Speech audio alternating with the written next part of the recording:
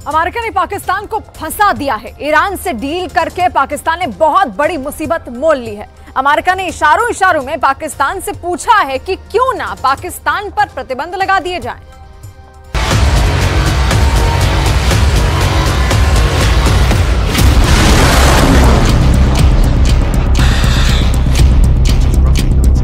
America ने missile छोड़ दी है।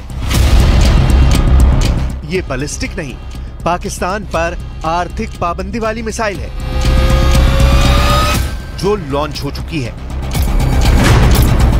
पहली मिसाइल, अगर पाकिस्तान ने ईरान के साथ कारोबार किया तो उसे बुरा अंजाम भुगतना पड़ेगा। दूसरी मिसाइल, पाकिस्तान के मिसाइल प्रोग्राम के पार्टनर पर अमेरिका पहले ही लगा चुका है बैन। तीसरी मिसाइल, अमेरिका की वार्निंग से फिर फंस गई ईरान और पाकिस्तान की गैस पाइपलाइन। पाकिस्तान को ईरान के राष्ट्रपति इब्राहिम रईसी के लिए रेड कार्पेट बिछाना बहुत महंगा पड़ा है।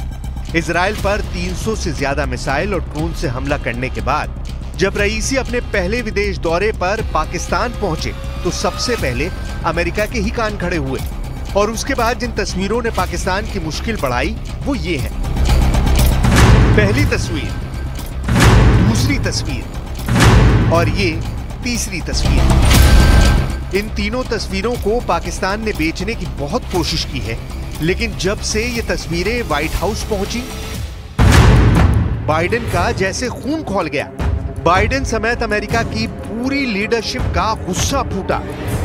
अमेरिका की तरफ से फौरन पाकिस्तान के खिलाफ बयान जारी हुआ और टारगेट पर पाकिस्तान नजर आया। अमेरिका ने इशारों में पाकिस्तान को बहुत बड़ी चेतावनी दी है। वार्निंग ये है कि ईरान के साथ कारोबार करना पाकिस्तान को बहुत महंगा पड़ेगा और उसे इसका अंजाम भुगतना पड़ेगा। अमेरिका ने कहा कि हम ईरान के साथ कारोबार की इच्छा रखने वाले किसी भी व्यक्ति को प्रतिबंधों के संभावित जोखिम के बारे में सजग रहने की सलाह देते हैं।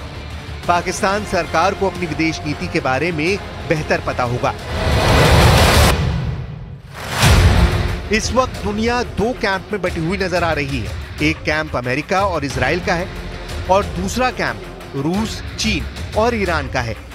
भारत जैसे कुछ देश हैं जो अब भी अपनी स्वतंत्र विदेश नीति पर कायम है। ये दो कैंप बने हुए हैं। इसे महाशक्तियों की टक्कर कहा जा रहा है। एक तरफ अमेरिका और दूसरी तरफ ईरान और साथ में दोनों के मित्र देश। इन दोनों कैंप के बीच भारत ऐसा देश है जिसके दोनों कैंप से रिश्ते बेहतर हैं। लेकिन पाकिस्तान अब इस वर्ल्ड पॉलिटिक्स में अमेरिका का शिकार बन सकता है और इसलिए कोई शक ही नहीं कि पाकिस्तान का दौरा करके ईरान के राष्ट्रपति इब्राहिम रईसी ने अपने पड़ोसी को बहुत बुरी तरह से फंसा दिया है। कहने को पाकिस्तान और ईरान के बीच 8 मुद्दों पर समझौते हुए। दोनों के बीच द्विपक्षीय कारोबार 10 अरब डॉलर तक पहुंचाने पर बात हुई, लेकिन पाकिस्तान की सबसे बड़ी कोशिश नाकाम हो गई क्योंकि दोनों के साझा बयान में कश्मीर का जिक्र गायब रहा। इब्राहिम रईसी ने पाकिस्तान की कश्मीर वाली साजिश को ठेंगा दिखा दिया। इससे पहले पाकिस्तान को अमेरिका से एक और झटका लग चुका है। अमेरिका ने पाकिस्तान के बैलिस्टिक मिसाइल प्रोग्राम में उसकी मदद करने वालों पर पाबंदी लगाई है। इसमें बेलारूस और चीन की 3 कंपनी शामिल हैं।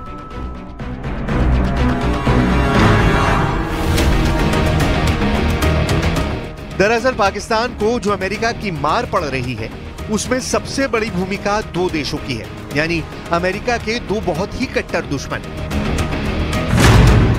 पहला है चीन, जो पाकिस्तान का दोस्त है लेकिन अमेरिका का सबसे बड़ा प्रतिद्वंदी, आप दुश्मन भी कह सकते हैं। दूसरा है ईरान, जो पाकिस्तान के करीब तो आया है लेकिन ईरान अमेरिका का सबसे खतरनाक दुश्मन है।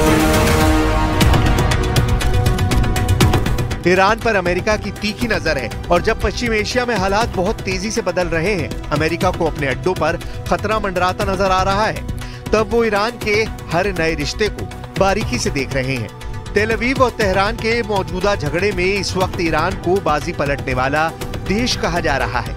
ईरान ने जब इजराइल पर मिसाइल दागी तो पूरी दुनिया ने देखी, लेकिन जब इजराइल की तरफ से इस्फहान में हमले की बात हुई तो ना ईरान ने इसे माना, ना ही इजराइल की तरफ से कोई आधिकारिक बयान आया।